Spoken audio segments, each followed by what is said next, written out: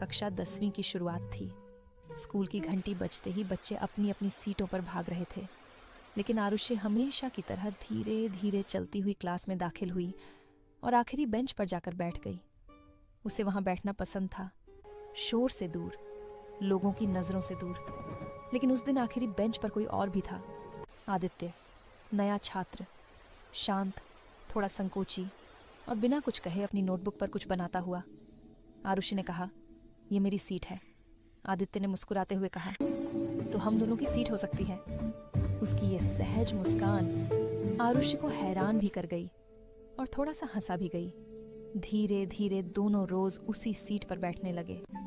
कक्षा में उनकी बातें कम होती थीं, लेकिन उनकी खामोशी भी एक दूसरे को समझने लगी थी।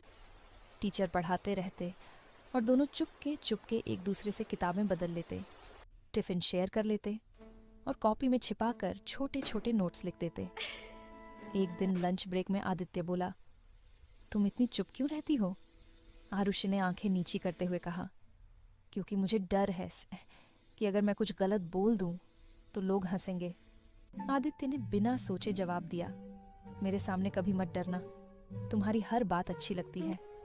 यह सुनकर पहली बार आरुषि के दिल में कुछ नया सा महसूस हुआ, जैसे किसी ने उसके अंदर छिपे कोमल हिस्से को पहचान लिया हो।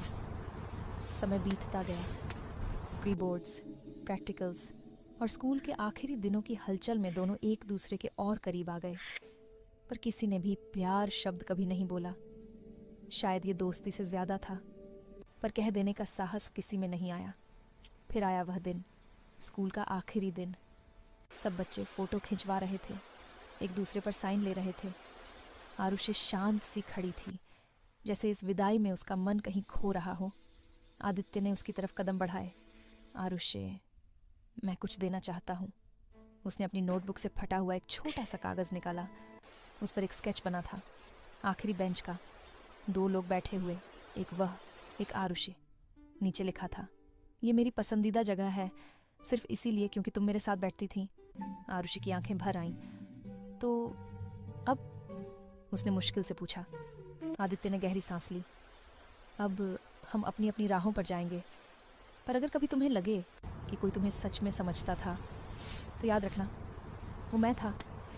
आरुषि ने धीरे से कहा, "और मैं भी तुम्हें नहीं भूलूंगी।" स्कूल की भीड़ में खड़े दोनों ने एक दूसरे को आखिरी बार देखा। न कोई वादा, न कोई इजहार, बस एक मासूम सा एहसास जो जिंदगी भर याद रहने वाला था।